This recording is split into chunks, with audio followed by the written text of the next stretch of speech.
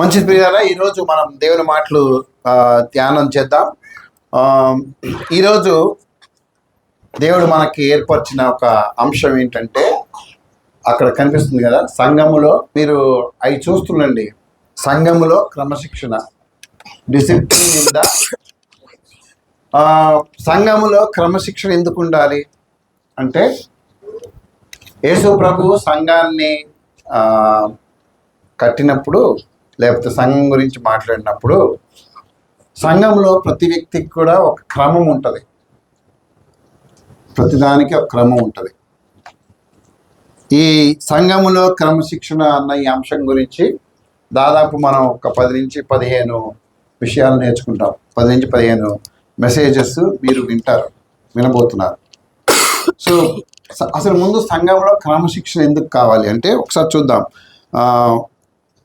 Hebrew పత్రిక 12వ అధ్యాయం మొదటి 2 వచనాలు చదువుదాం.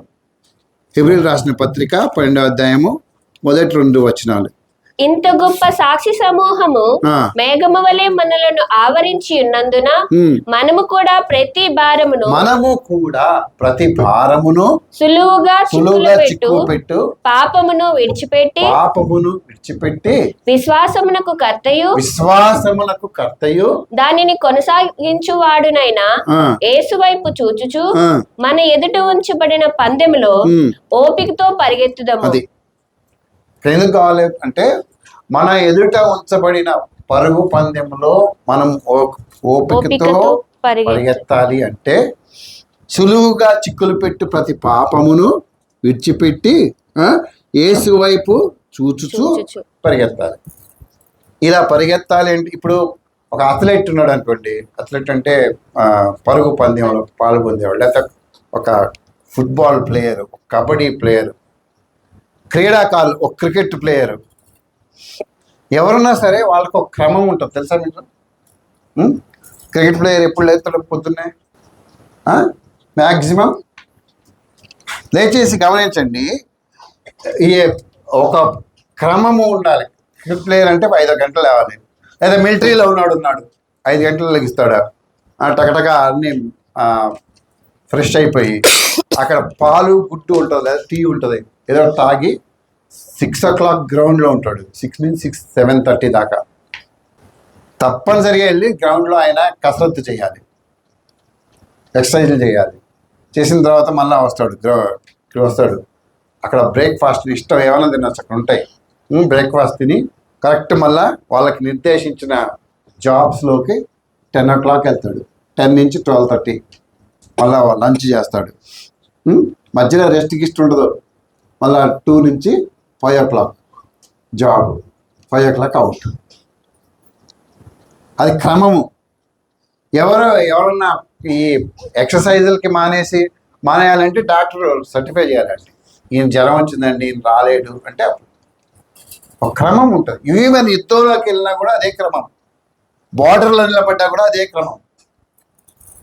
సో ఇక్కడ ఏమంటున్నాడు పౌలు, ఇంత గొప్ప సాక్షి సమూహము మన ఎదుట మేఘం వలె ఉండగా ఆవరించి ఉన్నందున మనము కూడా ప్రతి విధమైన భారమును సులువుగా చిక్కులు పెట్టు ప్రతి పాపమును విడిచిపెట్టి విశ్వాసమునకు కర్తయు దానిని కొనసాగించువాడునైనా యేసు వైపు చూచుచు మన ఎదుట ఉంచబడిన పందెంలో ఓపికతో పరిగెత్తుదము. అంటే ఎందుకు? ఈరోజు యేసు ప్రభు కూడా సంఘాన్ని ఏమన్నాడు? నీవు పేతురువు, నీ మీద నా సంఘమును కట్టుదును అన్నాడు. సో గమనిస్తే సంఘానికి కొన్ని క్రమశిక్షణ పద్ధతులు ఉన్నాయి, మనం ఇష్టం చేయడానికి లేదు. సో ఈరోజు సంఘం ఎందుకు క్రమశిక్షణలో ఉండాలి? ఫస్ట్ మనం అది అర్థం చేసుకోవాలి. ఎందుకు మనం క్రమశిక్షణలో ఉండాలి అంటే, సంఘం ఏంటి? దేవుంది. మనం క్రమంగా లేకపోతే ప్రజలందరూ ఏమనుకుంటారు? వీళ్ళ దేవుడికి కూడా క్రమము లేదు అనుకుంటారు. అంతేనా? అన్యులను చూడండి మీరు, వాళ్ళు ఎంత క్రమంగా ఉంటారు, ఎప్పుడు లెగిస్తారు. వాళ్ళు మళ్ళా డిలే చేస్తారా? మళ్ళాగా లేట్గా రెస్పాండ్ అవుతారా? లేదు. వాళ్ళ టైము, వాళ్ళకి ఎన్నో కొన్ని పూజా కార్యక్రమాలు వాళ్ళు ఏర్పాటు చేసుకునే ఉంటాయి. వాళ్ళు మన ముస్లిం సోదరులు రంజాన్ వచ్చిందంటే సరిగ్గా 3 నెలలు వేసి వంట చేస్తుంది మేడం. 4:30 లోపల తినేయాలి. 4:45కి నమాజ్కి వెళ్ళి అక్కడి నుంచి ఫాస్టింగ్ మొదలు పెడితే సాయంత్రం 6:45, 6:50 దాకా పచ్చి నీరు చుక్క కూడా ముట్టుకోడు. అది క్రమం. అది ఈ రోజుల్లో క్రైస్తవ్యం లేకపోతే సంఘం ఎందుకు దేవుని పనిలో చురుగ్గా ఉండట్లేదంటే సంఘంలో క్రమం లేదు. సో ఈరోజు ఈ సంఘంలో క్రమం గురించి మనం నేర్చుకోవడానికి మన మధ్య ఒక 10-15 టాపిక్స్ ఉన్నాయి. మరి అన్నీ నేను మీతో షేర్ చేయను, కానీ 1-2 మాత్రం ఒక 7-8 టాపిక్స్ షేర్ చేస్తాను. దాంట్లో ఒకటి ఈరోజు మనం షేర్ చేస్తాం. ఏంటంటే ఇదేం చర్చ్? ఇది గుర్తుపెట్టారా? గుర్తుపెట్టారా లేదా? Vatican church. అది వాటికన్ చర్చ్ అంటే ఎక్కడుంది? అది రోమా పట్టణంలో ఉంది వాటికన్ చర్చ్. ఆ బొమ్మ మీరు చూడాలని, ఆ చర్చ్ మనం ఎట్లా చూడం కదా, చూడలేం కాబట్టి ఆ బొమ్మని ఇక్కడ నేను ఏర్పాటు చేశాను. ఇక్కడ చూడండి. ఈరోజు ఒక ఫస్ట్ పాయింట్ ఏంటంటే విశ్వాసి చర్చికి ఎందుకు వెళ్ళాలి చెప్పండి. ఎందుకు వెళ్ళాలి విశ్వాసి చర్చికి? విశ్వాసి అంటే ఎవరు? విశ్వాసి అంటే ఎవరు? తొందరగా చెప్పాలి నాకు. విశ్వాసి అంటే ఎవరయ్యా? ఏంటో పడదా అంటారు. ఎవరు విశ్వాసి అంటే?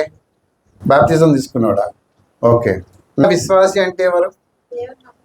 దేవుడిని నమ్ముకొని బాప్తిజం తీసుకున్నాడు విశ్వాసి. నేను మీరు క్రైస్తవులు ఎందుకు చర్చికి వెళ్ళాలని అడగట్లే. విశ్వాసి ఎందుకు చర్చికి వెళ్ళాలి అంటే యేసు ప్రభువుని నమ్ముకొని బాప్తిజం తీసుకున్న వాళ్ళు ఎందుకు చర్చికి వెళ్ళాలి? ఇప్పుడు చెప్పండి, ఎందుకు వెళ్ళాలి మీరు చర్చికి? ఏంటో మీద కొనుక్కుంటున్నారు, నాకు వినిపించలే. ఎందుకు వెళ్ళాలి చర్చికి? ఆరాధించటానికి.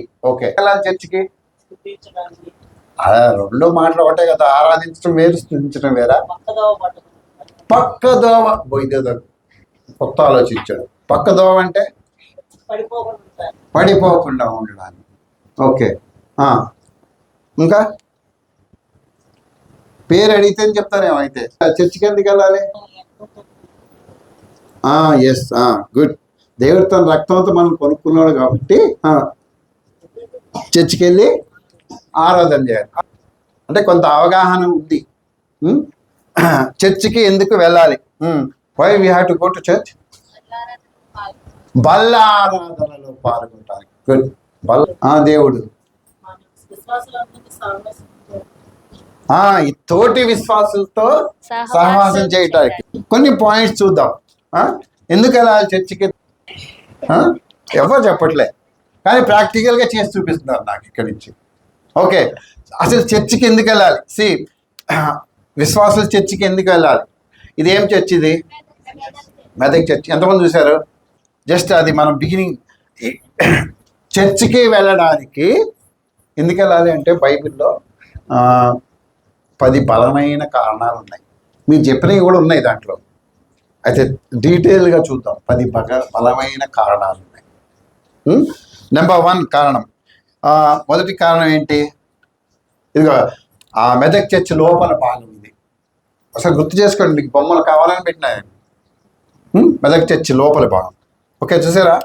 బలమైన కారణం ఏంటి? చర్చికి ఆదివారం తప్పకుండా. ఎందుకు? హెబ్రీ పత్రిక 10వ అధ్యాయం. అక్క గట్టి చెప్తుంది, అక్కడి నుంచి బాగా తిని వచ్చిందేమో. దేవుని ఆజ్ఞ అని వస్తుంది. ఎవరు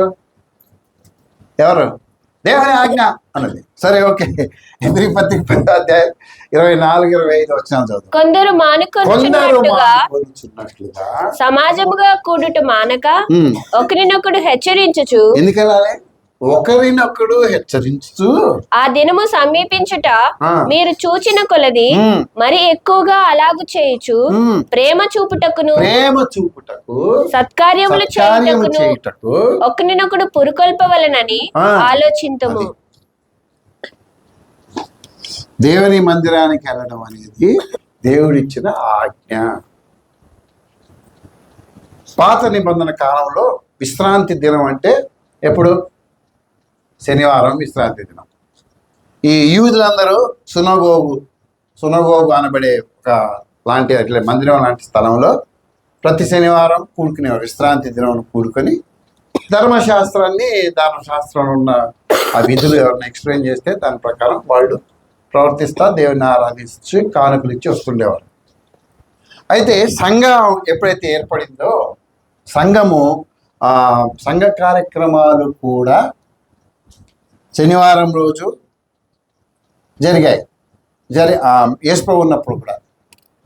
అయితే ఈ ఆదివారం అనే కాన్సెప్ట్ ఎట్లా వచ్చిందంటే, యేసుప్రభు ఏ రోజు లేచాడు?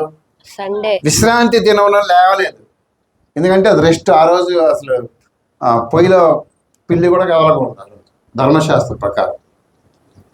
అందుకే ప్రభు తన రక్షణ ప్రణాళిక ప్రకారము ప్రభు ఆదివారం లేచాడు. ఆ రోజు నుంచి సంఘము ఆదివారం కూడుకోవటం ప్రారంభించింది. పునరుద్ధాన దినం అంటారు. ఈరోజు యేసు ప్రభు యొక్క పునరుద్ధాన దినం ఆదివారం. ఇప్పుడు దేవుడు ఏం చెప్పాడు అంటే, ఆదివారం రోజు తప్పకుండా విశ్రాంతి దినం కాబట్టి సంఘము ఆ రోజు కలుసుకోవాలి. సంఘము ఎందుకు మనం చర్చికి రావాలని ఇన్సిస్ట్ చేస్తున్నాము అంటే, ఆదివారం రోజు దేవుని మందిరానికి రావాలని ఆజ్ఞ ఉంది. కొందరు మానుకొనుచున్నట్లు, ఫస్ట్ మాటే ఉంటుంది, మనకు బాగా అలవాటు ఈ మాట, నిద్రలో కూడా చెప్తాం మనం. కొందరు మానుకొనుచున్నట్లు సమాజముగా కూడుట మానక. చాలు, ఒక్క మాట చాలమ్మా.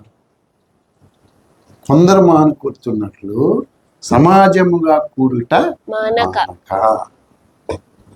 సో వీఆర్, నువ్వు సమాజంగా దేవుని మందిరానికి నువ్వు విలువ ఇవ్వట్లేదంటే నువ్వు దేనికి డిసోబీడియన్స్ చూపిస్తున్నావు, దేనికి లోపట్లేదు అంటే దేవుని యొక్క ఆజ్ఞకి నువ్వు విధేయత చూపటం లేదు. అంతేనా? అవునా కాదా? ఇప్పుడు నేను దేవుని మందిరం మానేశానండి ఒక 10 రోజులు, ఒక 10 వారాలు. దాని అర్థం ఏంటి? దేవుని మందిరం నువ్వు మానేశానండి అంటే, దేవుని మందిరం, దేవుని ఆజ్ఞ, దేవుని వాక్యం అంటే నాకు ఏం లేదు. ఏం లేదు? చెప్పండి గట్టిగా. భయం లేదు. అది గట్టి చెప్పమ్మా. దేవుని ఆజ్ఞ అంటే, దేవుడు అంటే నాకు భయం భక్తి లేవు, అంత పైన తిరుగుతున్నా. దేవుని ఆజ్ఞ అది. మనకు చాలా కారణాలు ఉంటాయి మనం మానేయటానికి. నేను అనుకుంటాను కదా, మన విశ్వాసులే, మన చర్చలే కాదులే, ఏ చర్చలైనా అసలు ఎతికి కారణాలు తీసుకొస్తాం అనుకుంటా బయటికి. అనారోగ్య కారణాలు ఓకే. ఇంకోటి ఏమంటాం? పెళ్ళి కుదిరింది. ఎవరు కుదిరింది? ఎవరికో బంధువులకు కుదిరింది. పెళ్ళికి పోతాం కదా, పెళ్ళి కుదిరింది కాబట్టి నేను వెళ్ళి వాళ్ళని కంగ్రాచులేట్ చేసి రావాలి. ఎప్పుడు పోవాలి? మిగతా రోజుల్లో అయితే సెలవు ఇవ్వరు, ఇచ్చినా నష్టపోతాం, ఆ రోజు డబ్బులు నష్టపోవాల్సి వస్తుంది. కాబట్టి ఆదివారం వెళ్ళిస్తే సెలవు కలిసి వస్తుంది కదా. దేవుడు ఏమంటున్నాడు? బైబిల్లో మీరు గమనించండి, పాత నిబంధనల గ్రంథంలో ఈ మోషే ధర్మశాస్త్రం ఎక్స్ప్లెయిన్ చేసి చెప్పాడు వాళ్ళకి. చెప్తే వాళ్ళందరూ విన్నారు. కొంచెంసేపు సాయంత్రం వస్తుండగా, అది మన్నా కూడా కురవదు, ఎందుకంటే శనివారమే కురుస్తుంది మన్నా. సో కొంతసేపు కొంత ఇంకా అయిపోతుంది, విశ్రాంతి దినం ముగుస్తుంది అనగా కొంతమంది ఒకరిని పట్టుకొని తీసుకొచ్చారు. ఒక అతన్ని. ఏం చేస్తున్నాడంటే అతను తెలుసా? గుర్తుందా? తెలుసా మీకు? ఏం చేస్తున్నాడు అతను? అడవిలో కర్రలు ఏరుకుంటున్నాడు. విశ్రాంతి దినం అని ఎవరు పని చేయకూడదు, కానీ ఈయన ఏం చేస్తున్నాడంట? అడవిలో పొరలు ఏరుకుంటున్నాడు. మోషే దగ్గర తీసుకొస్తే మోషే దేవుడి దగ్గర తీసుకెళ్ళి, ప్రభా మరి ఇతను అడవిలో పుల్లలు ఏరుకుంటున్నాడు విశ్రాంతి దినమున, ఏం చేయమంటావు అంటే ప్రభు ఏం చెప్పాడు తెలుసా? ఈయనని పాలెం వెలుపకి తీసుకెళ్ళి అందరూ కలిసి రాళ్ళతో కొట్టి చంపండి అన్నాడు. సేమ్ అంతే చేశారు. బయట తీసుకెళ్ళి పాలెం వెలుపకి, అంటే కాలనీ బయటికి తీసుకెళ్ళి ఆయన అక్కడ నిలబెట్టి తలా ఒక రాయేసి వాళ్ళని పచ్చడి చేసి వదిలేశారు. మరి ఎన్నిసార్లు మనం రాళ్ళతో కొట్టాలి? దేవుడు ఎన్నిసార్లు కొట్టించాలి మనల్ని? ఆలోచన చేయండి. మీకు అదేంటో నాకు సడన్గా అంటే పేర్లు మనం చెప్పుకోవటం బాగుంటుంది, కానీ ఆ రోజే ఊరికి వెళ్ళాలి, ఆ రోజే పనులు చేసుకొని రావాలి, మళ్ళీ అది ఆవదు సావదు. అవునా? దానివల్ల నష్టం ఏంటి? దానివల్ల నష్టం ఏంటి తెలుసా? నువ్వు ఏం పని అయితే ఆ రోజు చేస్తావో దేవుని మందిరం మానేసి, దానికి రెట్టింపు నష్టం నువ్వు తెచ్చుకుంటావు. కొత్త నిబంధనలో దేవుడు కొట్టట్లేదు, నిన్ను చంపట్లా, కానీ నువ్వు చేసిన తప్పుకు నువ్వు ఆల్రెడీ నష్టం భరిస్తున్నావు. నీకు అర్థం కావట్లేదు అది. రాత్రి ఒక యవనస్తుడు చక్కగా, నాకు బాగా అనిపించింది, ఐ ఫెల్ట్ వెరీ హ్యాపీ. నాకు ఒక మెసేజ్ పెట్టాడు, అంకుల్ నాకు ఎగ్జామ్ ఉంది ఈరోజు, సండే నాకు ఒక ఎగ్జామ్ ఉంది, నేను ఒక్క మెసేజే విని వెళ్తాను అని నాకు మెసేజ్, అది హాల్ టికెట్ అది పెట్టాడు. నేను వెంటనే ఆయన జవాబు రాశా, రాత్రి 1 అయింది అనుకుంటా. గాడ్ బ్లెస్ యూ బేటా అన్న. ఎందుకు? ఎగ్జామ్ మన కోసం వేరే రోజు పెడతాడా? మన తాత ఏంటి ఆయన పెడతాడా ఏంటి? ఎగ్జామ్ కోసం తప్ప, లేకపోతే ఉద్యోగ ప్రయత్నం, లేకపోతే ఎగ్జామ్, లేకపోతే నువ్వు వెళ్ళి హాస్పిటల్లో అడ్మిట్ అయిపోయావు, ఈ రీజన్స్ని బట్టి తప్ప. నేను అంటాను కదా, ఒకళ్ళని కాలు ఇరిగిందా వచ్చి కూర్చో, ఎవరు మన గుర్తుందా? ఎవరో ఆపరేషన్ అయింది, మండేనా ఎప్పుడు అయింది, నెక్స్ట్ సండే ఏం చేశాడు? అదొకటి ఇట్లా ఆ ట్రాలీ లాంటిది నెట్టుకుంటూ వచ్చి మెట్లెక్కి పైకి వచ్చాడు. అర్థం చేసుకోండి. నేను ఎందుకు చెప్తానంటే, మీరందరూ చర్చికి రావడం వల్ల నాకేం ఉరిగేది లేదు, మీరు మానేసినా కూడా నాకు ఉరిగేది లేదు. ఎవరు నష్టపోతారు? నేను కాదు మిమ్మల్ని రక్తంతో కొన్నది. ఎవరు కొన్నారు? యేసు ప్రభువు కొన్నాడు. నేను కాదు, నన్నే ఆయన పరలోకం తీసుకెళ్తాడు, మరి నేను మిమ్మల్ని ఎక్కడ తీసుకెళ్తా? మనం అర్థం చేసుకోలేకపోతున్నాం ఏంటంటే, చర్చికి ఆదివారం తప్పకుండా వెళ్ళాలి, అది దేవుని యొక్క ఆజ్ఞ, దేవుని ఆజ్ఞ. నేను ప్రభువుని నమ్ముకొని ఇప్పటికీ 1979 అంటే ఎన్ని సంవత్సరాలు అయింది? దాదాపు 1979 46 ఇయర్స్ అయింది. దాని తెలిసి అనారోగ్య కారణాలను బట్టి కానీ, ఉద్యోగ ప్రయత్నాలను బట్టి కానీ, అనారోగ్య కారణాలు కూడా ఏం లేవులే. ఒక 10-12 సార్లు మానేసి ఉంటాడు, 10 సార్లు కూడా 8 సార్లు మానేసి ఉంటాడు. నాకు గుర్తున్న ఏ రోజు నేను రాలేదు. నాకు యాక్సిడెంట్ అయింది, మీకు గుర్తు, మీరు ఉన్నారు లేదు నాది. ఇక్కడ కుట్లు పడ్డాయి, వెనకాల కుట్లు పడ్డాయి, పై ఒక బస్సు వచ్చి గుద్దేసింది, మెట్రో ఆ పైకి ఎగిరి కింద పడ్డా. మెట్రో పిల్లర్స్ కడుతున్నారు, పైకి ఎగిరి పట్టాల దగ్గర కింద పడ్డా. అయినా సరే వచ్చాడు. ఎందుకు? బతికున్నాను కాబట్టి దేవుని మందిరానికి. దేవుని ఆజ్ఞ అది. నువ్వు అలా ఆషామాషిక అలా టప్పగా తీసుకోవడానికి లేదు, అది దేవుని ఆజ్ఞ. దేవుడు చెప్పాడు నువ్వు రావాలని. అపోస్తుల కార్యాల్లో ఒక సంఘటన ఉంటుంది చూడండి. అపోస్తుల కార్యాలు 20వ అధ్యాయం అనుకుంటా. అక్కడ పౌలు గారు విస్తరించి ప్రసంగం చేస్తున్నాడు అని. ప్రసంగం చేస్తుంటే ఐతుకు అనే ఒక అబ్బాయి ఏం చేశాడు చూడండి, కూర్చున్నాడు. ఎక్కడ కూర్చున్నాడమ్మా? కిటికీ మీద కూర్చున్నాడా? అపోస్తుల కార్యాలు 20వ అధ్యాయము 7వ ఆదివారమున మేము రొట్టె కూడినప్పుడు పౌలు మరునాడు వెళ్ళినయుండే వారితో ప్రసంగించుచు అర్ధరాత్రి వరకు విస్తరించి మాట్లాడుచుండెను. ఏ రోజంట? ఆదివారం. సో ఆదివారము అనేది పౌలు వెళ్ళిపోతున్నాడు, ఏం చేసినాడు? లేట్ నైట్ కూర్చొని దేవుని మాటలు విన్నారు. దేవుని ఆజ్ఞ అది. సో నువ్వు 100 కాలాలు చెప్పొచ్చు బాబు, నువ్వు నేను కాదను, నేనేమంటున్నా కానీ దేవుడు దాన్ని యాక్సెప్ట్ చేయడు. నేను రక్తంతో కొనుక్కుందు కారణాలు చెప్పి పారిపోవటం కాదు. నెంబర్ 1, చర్చికి ఆదివారం తప్పకుండా రావాలి. ఆ రోజు ఫ్రెండ్స్ పార్టీ పెడతారు, ఏంటి రిసార్ట్కి వెళ్దామంటారు, చాలా పార్టీలు ఉంటాయి మనకి. లేకపోతే ఆ రోజే రా నీకు పని ఇస్తానని చెప్తాడు ఒక ఆయన, 11 గంటలకు రా అంటాడు.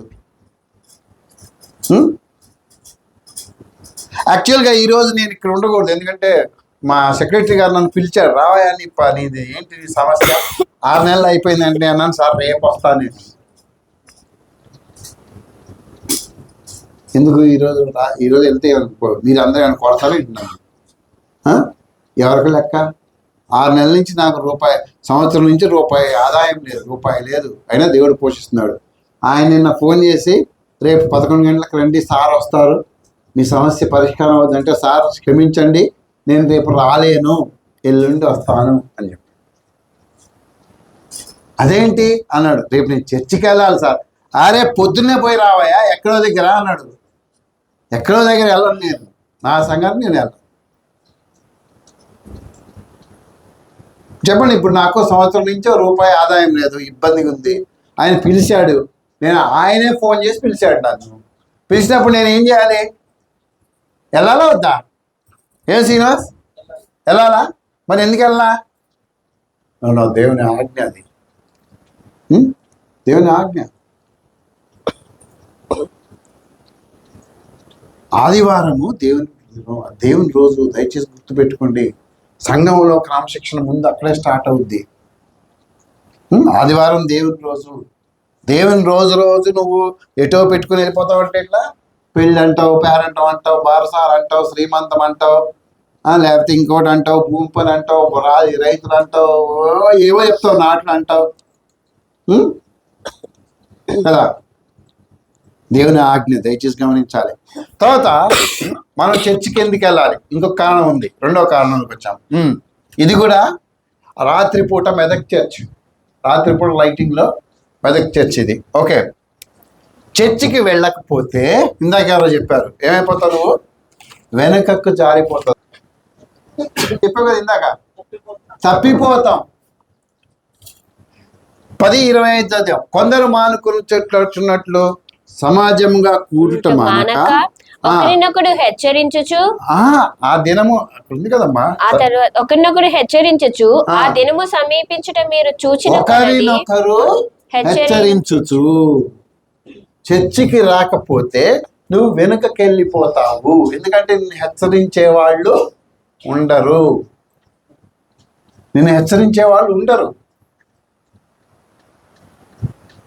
నువ్వు చర్చికే రాలేదనుకో, నీ ఎవడ హెచ్చరిస్తాడు? అందుకే నువ్వు వెళ్ళి పాపంలో పడతావు. అవునా కాదా? ఒకరినొకడు హెచ్చరించు. చదువమ్మా. ఆ దినము సమీపించుట మీరు చూచిన కొలది మరి ఎక్కువగా అలాగూ చేయొచ్చు. ఏం చేయమన్నాడు? చర్చి మానేయటం కాదయా, మరి ఎక్కువగా అలాగూ చేయొచ్చు. అంటే సమాజంగా కూడుకొంచు, ఒకరినొకరు హెచ్చరించుకొంచు, ప్రేమ చూపుటకు, సత్కార్యము చేయుటకు, ఒకరినొకడు పురుకొల్పవలనని ఆలోచింతుము. అది చూపటానికి, సత్కార్యం చేయటానికి ఒకరినొకడు పురికొల్పుకోవాలి. సాధారణంగా విశ్వాసులు ఎందుకు పడిపోతారంటే, తోటి విశ్వాస సహవాసం ఉండదు. సహవాసం ఉంటుందా? ఉండదు. ఒకవేళ సహవాసం ఉంటే చెప్తాడు, అరే నువ్వు తప్పు చేస్తున్నావు, అక్క నువ్వు తప్పు చేస్తున్నావు, నువ్వు తప్పు చేసావు కదా, ఆ రోజు వాక్యం ఇట్లా చెప్పారు కదా, మనం విన్నాం కదా అని చెప్తారు. నువ్వు మానేస్తున్నావు అంటే నీకు 100 కారణం. నిన్న ఒక ఎవరితో మాట్లాడుతుంది అబ్బాయి అంటున్నాడు, మా అమ్మ వాళ్ళ అమ్మ వాళ్ళు ఎక్కడ ఉన్నారంట, ఏదో ఊర్లో ఉన్నారు, ఎక్కడ చెప్పాడు నాకు. వాళ్ళ అమ్మ వాళ్ళు అక్కడ ఉన్నారని ఈయనకి ఏమొచ్చింది, ఈయనకి అవకాశం రాలేదంట. ఈయన ఇక్కడే ఉన్నాడు ఆటో నడుపుకుంటా, ఏమైపోతాడు? మీకు ఒక ఉదాహరణ చెప్తాను. ఇప్పుడు ఒక మంట మండుతుంది అనుకోండి, దాని లోపల నుంచి మనం ఈ బిర్యానీ వండేటప్పుడు అప్పుడు ఏం చేస్తారంటే, ఈ వంట చేసే వ్యక్తులు కాల్చిన కర్రలను తీసి ఏం చేస్తారు? పక్కన పెట్టరా? పైన పెడతారు. ఇంకా ఎక్కువ కర్రలు ఉంటే పక్కన పెడతారు కదా. పక్కన పెట్టిన తర్వాత ఆ కర్ర ఏమైపోద్ది కొద్దిసేపటికి? పైన పెట్టిన కర్ర ఆరిపోద్దా, కాలుతుంటుందా? ఆరిపోద్ది. ఎందుకు ఆరిపోయింది? అదే కర్ర కదా మరి లోపల మండుతుంటుంది. అదే కర్ర వేరేది ఏమైనా ఉందా? సహవాసం నుంచి నువ్వు ఎప్పుడైతే ఒక రోజు నువ్వు మిస్ అయిపోతావో నువ్వు ఆరిపోతావు, వెనక్కి వెళ్ళిపోతావు. You'll go back. నువ్వు ఇష్టపడి చేసిన పాపంలో మళ్ళీ వెళ్ళిపోతావు. అంతకుముందు పాపం అనిపించినా ఇప్పుడు నీకు పాపం అనిపించవు, ఎందుకంటే నువ్వు పక్కకు వచ్చేసావు ఒక వారం. అదే రోజు ఊరు వెళ్తారండి, ఆదివారమే ఊరు వెళ్తారు. మరి ఆదివారం ఫ్రీ బస్తా, వారం అంతా ఫ్రీ బస్తా? వారం అంతా ఫ్రీ బస్సేనా ఏమయ్యా? ఆదివారం ఒక్కరోజా? You're missing something. అందుకే నువ్వు వెనక్కి వెళ్ళిపోతావు. మళ్ళీ అబద్ధాలు వస్తాయి నీ లోపల, మళ్ళా మోసం వస్తుంది, మళ్ళీ సినిమాలు వస్తాయి, మళ్ళా త్రాగుడు వస్తుంది, మళ్ళా నువ్వు ఇష్టపడి చేసిన ప్రతి పాపం బయటికి వస్తుంది. ఎందుకంటే నువ్వు సహవాసంలో లేవు. You are not in the presence of the Lord. నువ్వు మంటలో లేవు, సంఘంతో కలిసి కాల్చలేదు. నువ్వు పక్కకి వెళ్ళిపోయావు ఒక వారం. పక్కకి వెళ్ళి పని చేసుకున్నావా, దాని బిల్లు నువ్వు తర్వాత పే చేస్తావు. సో ఆదివారం నువ్వు సంఘం నుంచి వెనక్కి వెళ్ళిపోతున్నావు. చర్చికి రాకపోతే వెనకకు జారిపోతావు. Will go back. నువ్వు నిలబడలేవు. ఇప్పుడు రెగ్యులర్గా చర్చికి వస్తేనే ప్రభు కోసం నిలబడటం కష్టం అవుతుంది. ఒక వారం నువ్వు దేవుని సన్నిధికి రాకుండా ఉంటే నీకు ఎంత నీ మీద సైతాన్ ప్రభావం ఉంటుంది. నీ స్నేహితులు ఎంతమంది నీ మీద డామినేట్ చేస్తారు, నీ మీద ఎంతమంది అధికారం చెలాయిస్తారు. సైతాన్ ఎంత నిన్ను ఏడిపిస్తాడు వాడు, నిన్ను ఎంత ఆడుకుంటాడు నిన్ను. మళ్ళీ అదే పాపంలోకి వెళ్ళిపోతావు. ఎక్కడ వెళ్ళిపోతావు నువ్వు? ఎవరి కోసమే ఏదైతే వదిలిపెట్టి వచ్చావో అదే పాపంలోకి పోతావు, అంతకంటే ఘోరంగా అయిపోతావు. ఇస్కరియోతు యూదా ఉన్నాడా? ఎవరైనా? ఇస్కరియోతు ఎవరెవరు? శిష్యుడు. ఆయనకు ఒక పేరుంది, యేసును అప్పగించిన ఇస్కరియోతు యూదా. ఎందుకు ఆయన యేసును అప్పగించాడు? డబ్బుల కోసం. అసలు ఐడియా ఎందుకు వచ్చింది ఆయనకి? ఆయన ఎక్కువ శిష్యులతో ఉండేవాడు కాదు, యేసుప్రభుతో ఉండేవాడు కాదు.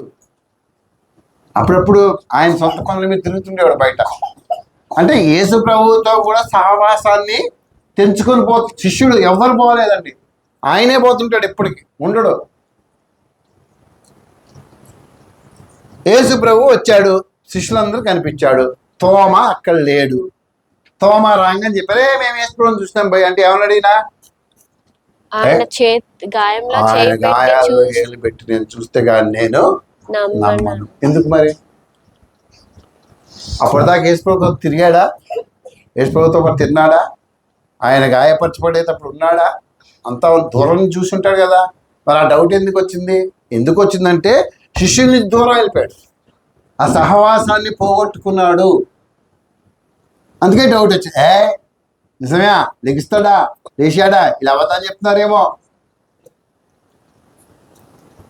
సో నెంబర్ 1, 2, నువ్వు యేసు ప్రభు చర్చికి వెళ్ళకపోతే నువ్వు వెనకకి జారిపోతావు. మళ్ళా ఫ్రెండ్స్ వచ్చేస్తారు, మళ్ళా సినిమాలు వస్తాయి, మళ్ళా త్రాగుడు వస్తుంది, మళ్ళా నువ్వు ఏదైతే ఇష్టపడి పాపం చేశావో ఆ పాపం మళ్ళా పైకి వచ్చేస్తుంది, మళ్ళా నేను కింద మళ్ళా దేవుడు కొడతాడు. మళ్ళీ తప్పైన దేవా అంటావు, మళ్ళా తిరిగి వస్తావు. మళ్ళీ సహవాసం మళ్ళీ మానేస్తే మళ్ళీ వెళ్ళిపోతావు. ఒక ఆదివారం నువ్వు రాలేదు అడిగారు అనుకో, ఎప్పుడైతే సంఘానికి రాదో వెనకకి వెళ్ళిపోతుంది, వెనకకి జారిపోతుంది అన్నమాట. కొంతమందికి భలే మన చర్చిలో సంగతి తీసుకుంటే భలే కోపం వస్తుంది వాళ్ళకి. ఎంత కోపం వస్తుందంటే మనిషి కంటే ఎక్కువ కోపం వస్తుంది. రెండో కారణం. మూడో కారణం చూద్దాం. ఎందుకు చర్చికి వెళ్ళాలి అంటే, ఇదిగో ఇది గుర్తుపెట్టారా? మెదక్ చర్చిలో పుల్పిట్ వెనకాల ఉంటుంది అవునా? ఓకే, జస్ట్ మీకు గుర్తు చేయటానికి ఆ బొమ్మ పెట్టాను నేను. చర్చికి వెళ్ళడం వల్ల ఆధ్యాత్మిక సహవాసము మరియు ప్రోత్సాహం. నువ్వు ఆధ్యాత్మికంగా ఆత్మీయంగా నువ్వు ఎదుగుతావు, నువ్వు ప్రోత్సహించబడతావు. నువ్వు ఎదగటం లేదు, నువ్వు ప్రోత్సహించబట్టలేదంటే కారణం ఏంటి? నువ్వు చర్చికి రెగ్యులర్గా రాకపోవటం, వెళ్ళట్లేదు కాబట్టి. 2వ అధ్యాయం అపోస్తల కార్యాలు 2వ అధ్యాయము 42 నుంచి 44 వచనాలు చదవండి. మీరు అపోస్తలుల బోధ యందును సహవాసమందును రొట్టె విరుచుట యందును ప్రార్థన చేయుట యందును ఎడతెగక ఉండిరి. 4 విషయాలు చెప్పాడు అక్కడ. నువ్వు సహవాసానికి వస్తే, నువ్వు చర్చికి వెళ్ళడం వల్ల మొదటిది ఏంటి? అపోస్తలుల బోధ అంటే వాక్యము వింటావు, వాక్యం నీకు అర్థమవుద్ది, దేవుడు ఏంటో తెలుసుకుంటావు, నువ్వేంటో నీకు అర్థమవుద్ది, నీ ఆత్మీయ స్థితి, నీ స్పిరిచువల్ స్టేటస్ అంటాం, నువ్వు ఎక్కడున్నావు, నువ్వు ఇంకా పాపంలో ఉన్నావా, ఇంకా పాపాన్ని ప్రేమిస్తున్నావా, ఇంకా పాపం వెంబడే పోతున్నావా, లేకపోతే దేవుడు ఎమ్మటుంటున్నావు, ఈ విషయాలు నీకు అర్థమవుతాయి. అపోస్తలుల బోధ. ఇదిగో దేవుని వాక్యం ఇక్కడ దైవజనులు చెప్తా ఉంటారు, ఆరాధన గురించి చెప్తారు, వాక్యం గురించి చెప్తారు, సంఘం గురించి చెప్తారు, ప్రార్థన గురించి చెప్తారు, నీకు అర్థమవుతాయి, నువ్వు నేర్చుకుంటావు. అపోస్తలుల బోధ నువ్వు వస్తేనే, క్రమంగా వస్తే నువ్వు నేర్చుకుంటావు. అప్పుడప్పుడు వస్తే విజిటింగ్ ప్రొఫెసర్స్ అంటారు కదా, మీ కాలేజీలో ఉన్నారా లేరా?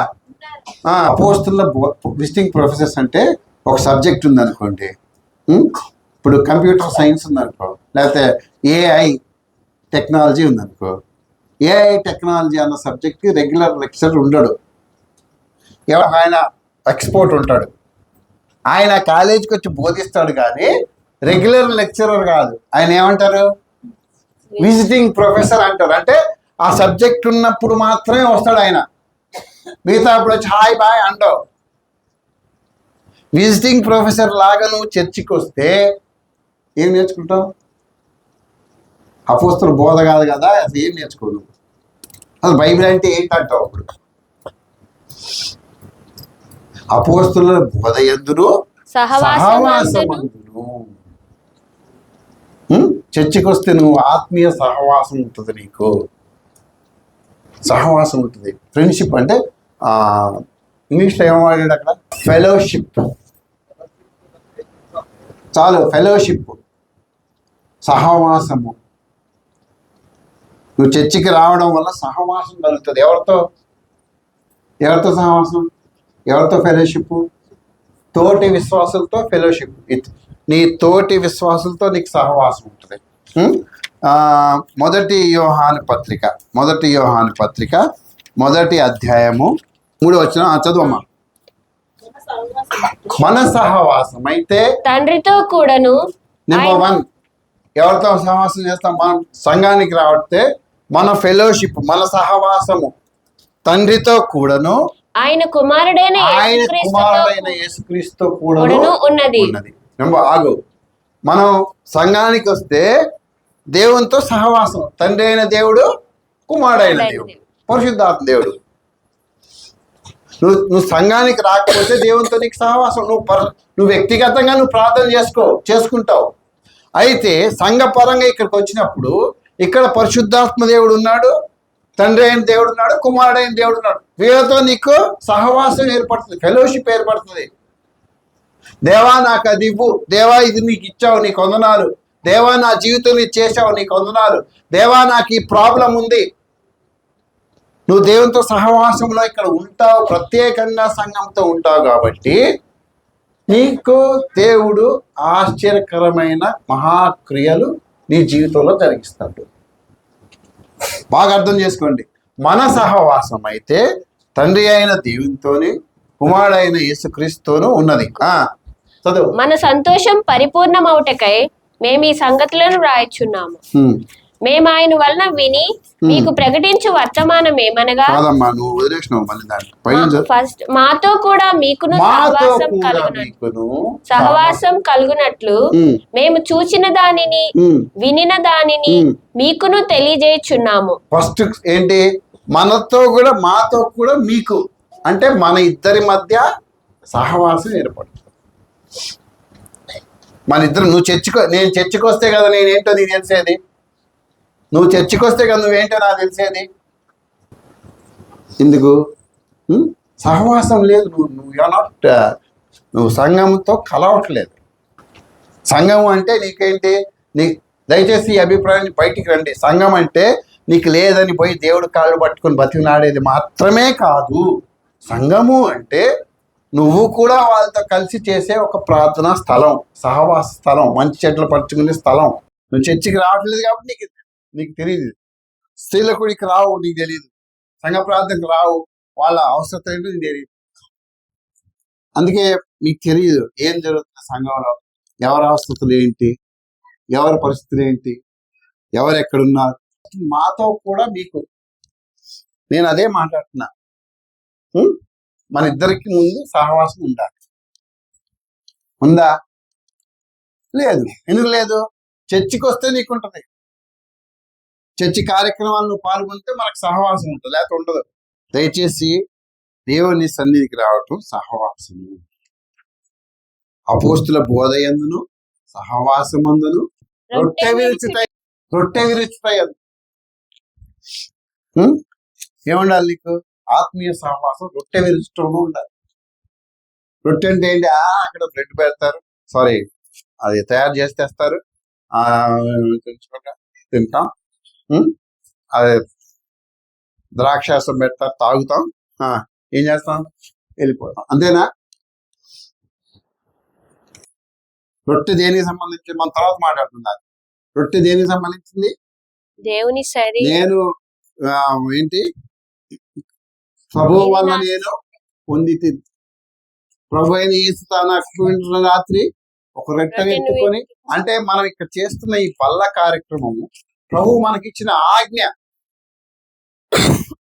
నువ్వు సంఘానికి వస్తే దాంట్లో పాలు పొందావు, లేదా పాలు పొందావు. దాంట్లో పాలు ప్రభు యొక్క బలంలో నువ్వు పాలు పొందకపోతే నువ్వు పాపంలో పడిపోతావు.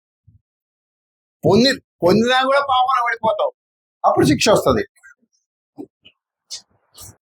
సో దీని గురించి మన తర్వాత ఇదొక అంశం ఉంది. తర్వాత ఇందాక ఎవరు అయితే ఒకటి అపోస్తుల బోధ, రెండోది సహవాసము, మూడోది రొట్టె విరుచుట, నాలుగోది ప్రార్థన చేయటం. ఆధ్యాత్మిక మేలు. ప్రార్థన చేయటం నేర్చుకుంటావు, ప్రార్థన చేస్తావు. నీ గురించి నువ్వే కాదు, సంఘం గురించి ప్రార్థన చేస్తావు. సంఘం గురించి నీకు ప్రార్థన చేస్తే సంఘములో ఉన్న వ్యక్తుల మధ్య సాన్నిహిత్యం పెరుగుతుంది. నువ్వు ప్రార్థన చెయ్యవు కాబట్టి వచ్చి నువ్వు వాళ్ళతో సహవాసం చేయడం, వాళ్ళతో నీకు రాకపోలేదు. సంఘానికి నువ్వు రాకపోవటం వల్ల సంఘంలో ఉన్న వ్యక్తుల గురించి నీకు తెలియట్లేదు, నువ్వు తెలుసుకో కూడా. తెలియదు అసలు నీకు, ఎందుకు తెలియదు? నీకు రారు. వాళ్ళు కూడా చెప్పడానికి ఇష్టపడరు. ఇప్పుడు రెగ్యులర్ గా నేను వస్తున్నాను అనుకో, మరి ఎవరు పాస్టర్, ఎవరు, ఆయన అవసరతలు ఏంటి, ఆయన గురించి ఏం తెలుసు నీకు? నీ గురించి నాకేం తెలుసు? ఇవన్నీ తెలవాలి అంటే నువ్వు తప్పకుండా సంఘానికి రావాలి. తర్వాత ఆత్మీయ మేలు, ఆత్మీయ సహకారము అందిపుచ్చుకోవాలి. అందుకే చర్చికి రమ్మని. సో 4 విషయాలు చెప్పాను నేను, 3 విషయాలు చెప్పాను. మొదటి విషయం, చర్చికి మనం ఎందుకు రావాలి? అది దేవుని ఆజ్ఞ. రెండవది, మనం తప్పిపోకుండా దేవుని మందిరానికి రావాలి. మూడవది, ఆత్మీయ సహవాసం కోసం దేవుని మందిరానికి రావాలి. ఈరోజు ఇక్కడ ఆపేద్దాం. అయితే ఈ 3 విషయాలను బట్టి మనం చర్చికి రావాలి. నువ్వు చర్చికి రాకపోతే ఈ 3 విషయాలు కూడా నువ్వు నష్టపోతావు. నీకు తెలియదు చర్చి గురించి. నేను ఒక పరీక్ష పెట్టాను అనుకోండి, ఇప్పుడు ఎవరన్నా ఒకళ్ళు నిలబెట్టి, అంతేనా, ఇంకేం చెప్తాం? ఆయన ఎక్కడ చదువుతున్నాడు, అసలు ఆయన బాధ ఏంటి, ఆయన పరిస్థితి ఏంటి, ఆయన బాగోగులు ఏంటి, ఆయనకి ఏం కావాలి, ఆయన ప్రార్థన రిక్వెస్ట్ ఏంటి, ఆయన సమస్యలు ఏంటి, ఆయన అవసరతలు ఏంటి తెలుసా నీకు? అంటే తెలియదు. ఎందుకు తెలియదు? నీకు సహవాసం, ఆయన ఎవడో వస్తున్నాడు వెళ్ళిపోతున్నాడు, పలకరించో మాట్లాడో చెయ్యో, ఆయన సహవాసం లేదు నీకు. ఎప్పుడు ఆయనతో మాట్లాడవు, యవనస్తుడు ఎవరు వస్తున్నాడు పోతున్నాడు. సో చర్చికి రావటం వల్ల నువ్వు అది తెలుసుకోగలుగుతావు. దేవుడి ఈ మాటలు మనం ఇంటిలో దీవించును గాక. మిగతా సంగతులు నేర్చుకుందాం.